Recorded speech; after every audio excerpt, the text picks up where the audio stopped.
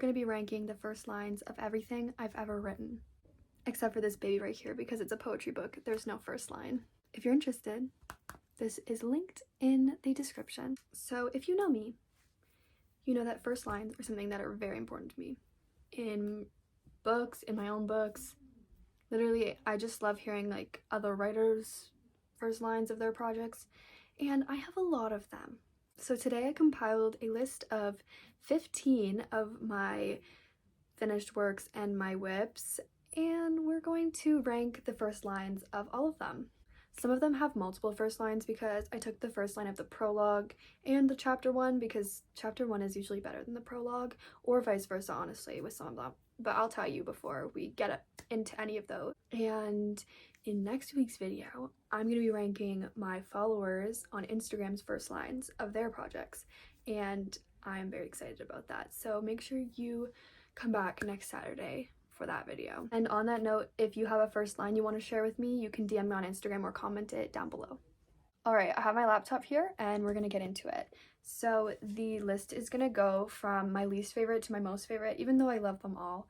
I think some of the ones at the top are really worth sharing, and I think you guys might really like them too.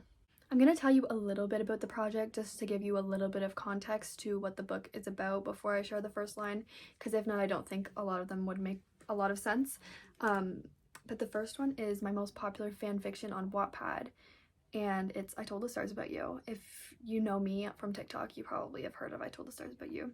I wrote it when I was 15. It's just kind of a cheesy fan fiction set in Harry Potter Golden Trio era, and the first line is a quote from Sylvia Plath, which when I was a child I didn't focus on first lines. I didn't really pay attention to them in my reading, so I just did a quote, and all of the chapters in I Told the Stars About You start with a quote, so what are you gonna do? Obviously that one had to be number 15 for me because I did not write it.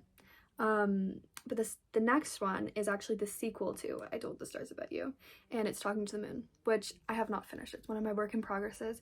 Right now it is kind of on hiatus. Is that how you say that? I don't know, because I'm busy with other projects, but the first line of it is, "He felt like a dream. My memory of him was but a whisper, barely touching the surface of my recollection." I really like that one. But a whisper is kind of odd, but I kind of write like that, so can't really judge myself much. Alright, moving on to number 13, we have Deception, which is the second fanfiction I ever wrote, and it's about a Durmstrang girl, a Beauxbatons girl, who really wants to be in the Triwizard tournament, but she doesn't get picked, and instead she ends up kind of becoming enemies with Draco Malfoy, and then she gives him a love potion so that he'll stop hating her, but then things happen and he's aware of it the whole time. It's kind of dumb, but I really liked writing it. And the first line is kind of funny. It's creak, the word creak, as in a sound effect. The carriage gave an unpleasant lurch as we soared over Scotland's rolling hills. I like it. And I especially like how it starts with a weird sound effect. I feel like because I didn't care about first lines, it's just kind of odd, but I kind of like it. So that one gets number 13. Okay, number 12 is a project that I actually like gave up on. I might revisit it someday. I think it's kind of a cool idea. It's basically a fan fiction about, these are not all fan fictions, I promise. A fan fiction about a girl who goes to Hogwarts and she's none of the four houses, so she has to stay with each of the houses for like 2-week periods at a time, and she sort of has like different like crushes within each of the four houses, and she has to pick by the end of the year which one she wants to stay in, and therefore she kind of has to pick a significant other. It's kind of cool, but I stopped writing it because I was overwhelmed at that point in my life. I don't know. The first line is, "I could have sworn Mother Nature hated me." Love it. "This was the most important day of my life and I was already done for." I love it. By the way, I know I'm reading more than just like the first line, but I consider the first line kind of the first paragraph. So take that as you will. Alright, number 11 is from a story that my sister and I wrote called Trapped in Freedom. We wrote this during COVID, so it technically is the first novel I've ever written. Other than a 5-book series me and my 2 best friends wrote in elementary school. Not quite sure those can be considered books though. So Trapped in Freedom was co-written by me and my sister, but I did come up with this first line, which is freedom does not come for free. And basically the whole idea of it, you can kind of tell by the title, Trapped in Freedom, is there are a group of kind of misfit kids who don't feel like they belong in the like dystopian kind of boring village that they live in that's surrounded by a big wall, and so they escape and they think that they're in freedom because they're escaping the horrible city, but they have to face a bunch of challenges in order to actually get to the next city over, which they never knew existed. It's kind of a complicated plot, but the rest of the first line goes, freedom does not come for free. Freedom is never simply given. It must be earned. It must be worked for, struggled for, and won. Freedom is a second chance at life, an opportunity to live without hesitation. Freedom is something I didn't have in Mata. Mata is the village she used to live in. Ooh, we're getting into some good ones. Okay, this is one of the ones that has a prologue first line and a chapter 1 first line. In this case, I like the chapter 1 first line more, but I thought I should include both of them just for fun. And it comes from Empress of the Night, which I hate the title of that project now, but it just makes sense, honestly, if you read the book. It's kind of a lame book. I don't think I have it posted anywhere, actually. I really like it. It was my first NaNoWriMo book. One of my first projects, honestly, that was really big, and I just don't really write in fantasy anymore, really, unless it's Harry Potter related. That's not even considered fantasy, though. But Empress of the Night is about a queen who turns into a vampire, and she's introduced to this vampire kingdom that lives below the city or the village that she's the queen of, and she meets this girl named Kai, and they fall in love. And the main character's name is actually Fiora, like my name without the N, with an R instead, which I really love, and I always forget what her name is, and then I'm like, it's literally your name, like, just with an R. But yeah, I really like that project, and it has a special place in my heart because it's my first NaNoWriMo book. But the first line of the prologue is, on the eastern border between the kingdoms of Eden and Glen, there was a well-concealed tavern which blended in with the array of village shops surrounding it. That's basically the entrance to the vampire kingdom. Kind of lame, but I kind of like it as well. And my favorite first line of this book, the chapter 1 first line, is fantastical beings do not exist. I love it.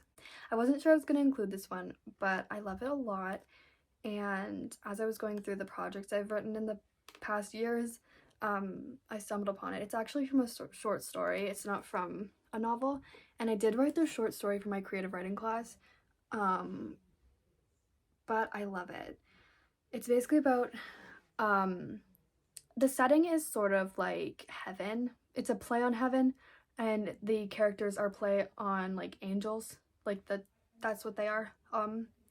So they have wings, and this angel really wants to grow in like the ranks because her sister's like a higher rank than her. She's jealous, and basically she ends up sinning by using a speed potion that she steals. So her sin is that she stole from her sister to complete her task faster. Then she gets her wings removed because you can't do that. So it's basically like kind of supposed to teach people a lesson about don't steal, the consequences of your actions, you know what I mean? The first line is, if I had known the consequences of sinning, I would have gladly remained inferior. It's pretty simple, but I like it. Okay, we're really getting into the ones that I am most a fan of. Was that English? I don't know. This is from my current novel work in progress called The Inevitable Left. I'm actually doing a video on it for YouTube where I write it entirely on my phone, which is kind of interesting. It's about a girl who is named Sasha, and she actually changes her name she has a traumatic past, okay? And so she changes her name to Sasha. It's not always been Sasha. But the book is told from two POVs, Sasha's and Wendy, her past self. So you kind of get to see how she became the way she was. And she is homeless. She lives in a tunnel. And she meets a girl named Cyrus, and they fall in love. And then Cyrus discovers her true identity. That's all I'm gonna say for now because I don't want to spoil the whole book. But the first line is, everyone encounters a moment in their life that makes them feel as though they've died with their hearts still beating. I'm obsessed with it. Okay, this next one is kind of more of like a funny one. I don't know how it ranked so highly, but it's just because it makes me laugh. If you know me, you know I love Harry Potter, so. And I love fan fiction. So this one is from a fan fiction called Through Our Silence. It's my current fan fiction work in progress. I post parts of it every once in a while whenever I feel like it.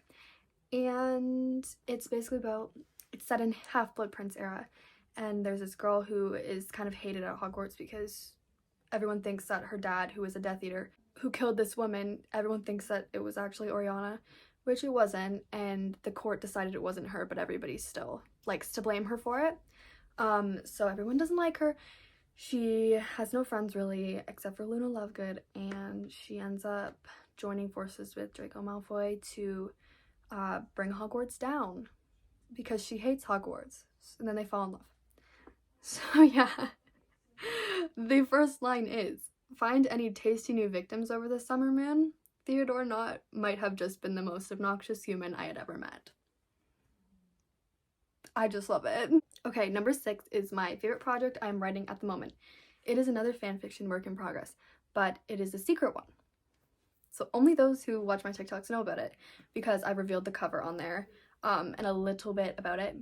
I did like an aesthetic video where I like showed the aesthetic of it, but it's not been talked about much because it's a secret, and I haven't posted anything about it because I'm gonna post it as a whole when it's actually finished, which it's like halfway, which I'm really excited about because I kind of just started writing it.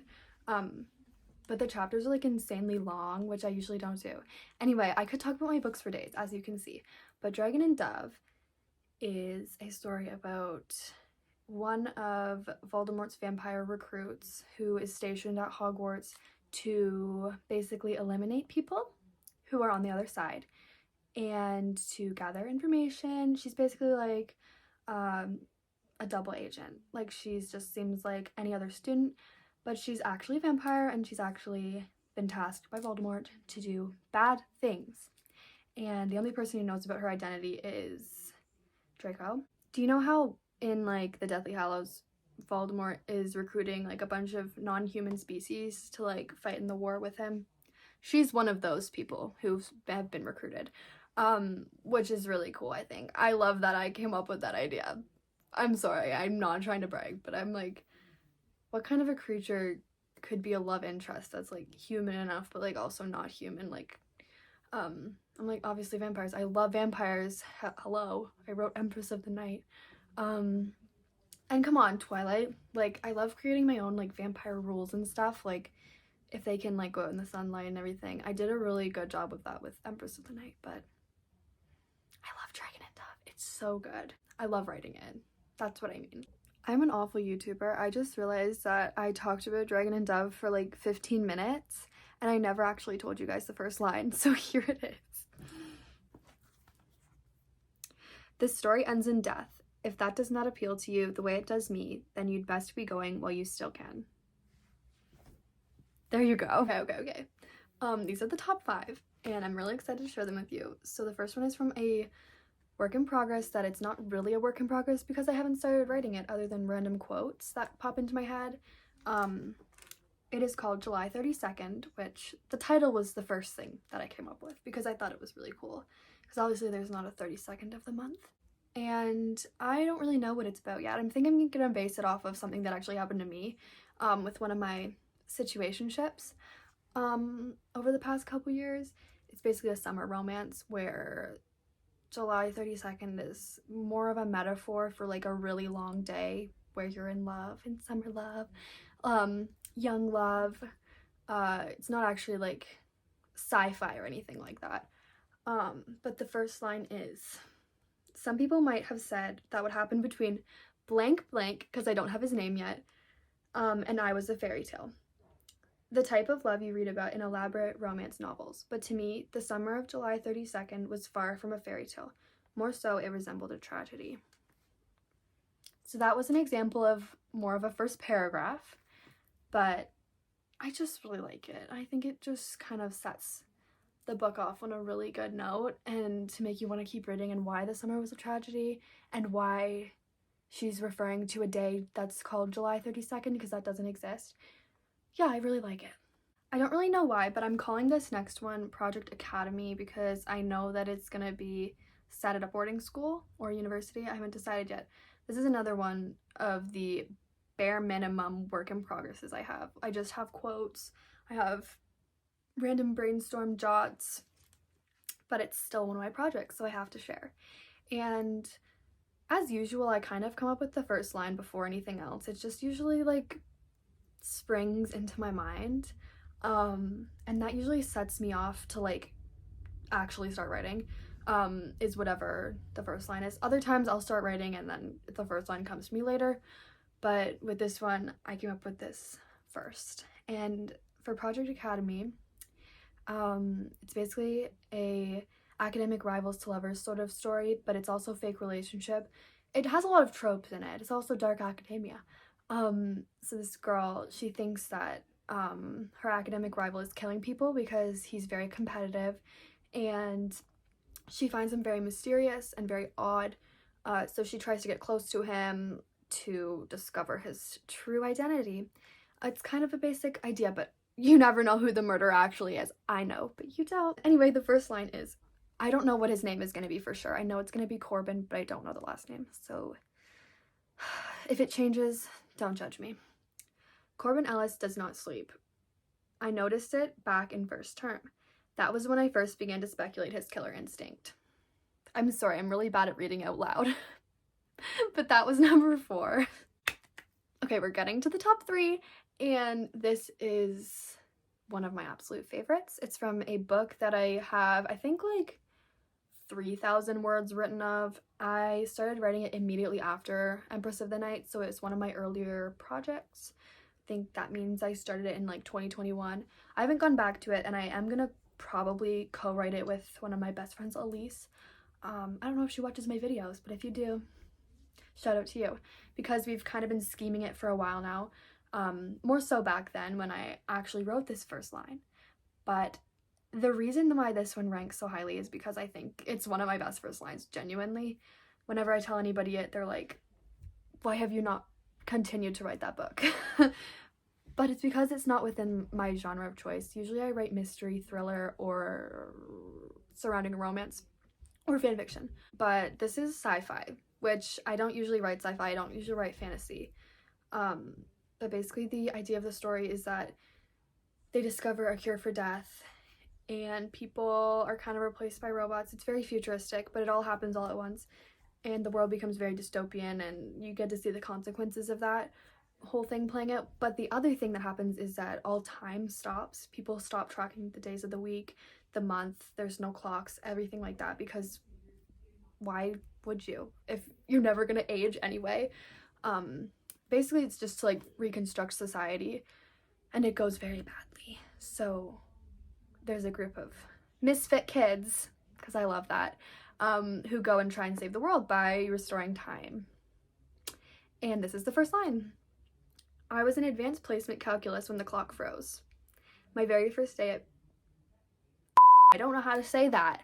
My very first day at Binghamton High. I don't know how to say that at all.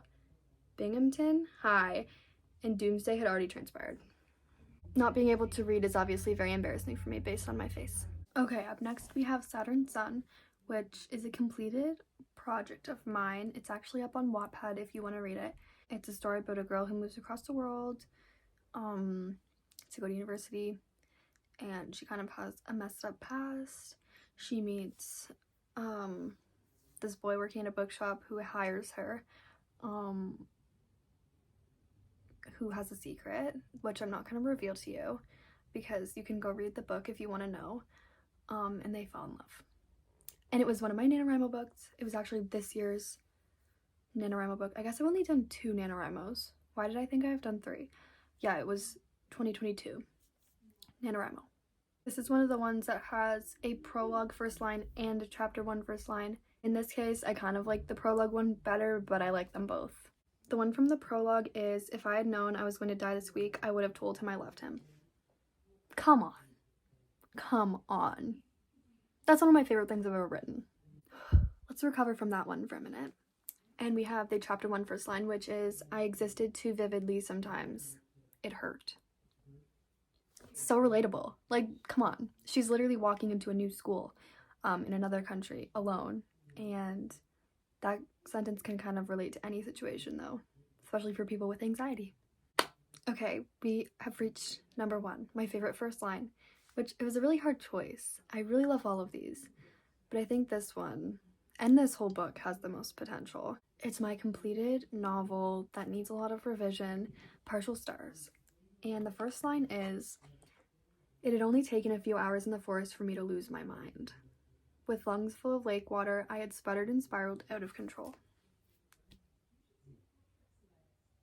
I just love it. Are you kidding me? So Partial Stars is a 3-part book. The first part is when Vera, the main character, is lost in a forest and she has no idea of how she got there. She has no memories. Alright, those were all the first lines I've written to date. I hope you enjoyed learning a little bit more about all these projects that I'm writing and have written, and maybe you took some inspiration from this to create some first lines of your own. And I really hope that you will share with me more of your first lines so that I can use them in my next video, or if you don't want them used, that's totally okay too. But I just always love hearing other writers' ideas, and specifically first lines. I just love first lines, if you couldn't tell. But yeah, like I said, next week's video will be me reacting to my followers' first lines, and who knows, maybe someday I'll be doing a video where I share my favorite first lines from books, because I have a collection of those too. Anyway guys, I hope you enjoyed today's video, and I'll see you next Saturday.